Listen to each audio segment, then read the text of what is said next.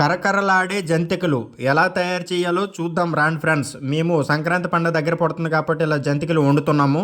మీలోని ఎవరైనా వండుంటే కామెంట్ పెట్టండి. ఇలాగే బియ్యము, పుట్నాలు, శనగపప్పు కలిపి మిల్లి ఆడుకోవాలి ఫ్రెండ్స్.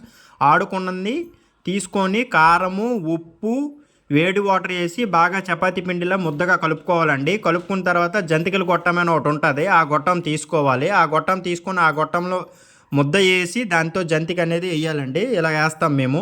సంక్రాంతి పండుగ అంటే మాకు చాలా ఆనందము, చాలా ఇదండి. ఎందుకంటే సంవత్సరానికి ఒకసారి మేము ఇలాంటి వంటకాలన్నీ వండుతాము. ప్రతి ఒక్కరం కూడా ఆడపిల్లలు వస్తారు, అది ఇది చాలా బాగుంటుంది. పెద్దలకు కూడా బట్టలు చూపిస్తాము. ఇలాంటి మా వీడియోలు, పల్లెటూరు వీడియోలు మీకు కావాలనుకుంటే నా ఛానల్ని ఫాలో చేసి సబ్స్క్రైబ్ చేసుకొని ఒక లైక్ కొట్టండి ఫ్రెండ్స్. మరిన్ని వీడియోలతో మీ ముందుకు వస్తాను. ఇంకోండి ఇలా వేస్తామండి. వేడి వేడి కాగుతున్న నూనెలో ఇలా వేస్తామండి. అది కాగిన తర్వాత బాగా ఉడికిన తర్వాత తీస్తామండి. తీసేసి పక్కన పెడతాము. చూడండి, తీసింది కూడా చూపిస్తాను ఎలా ఉంటుందో. అలాగే నన్ను కూడా ఏమన్నారు, ఒకసారి నేను కూడా ట్రై చేశాను. చూడండి, వాళ్ళంత బాగా రాలేదు కానీ ఎంతో కొంత వచ్చింది.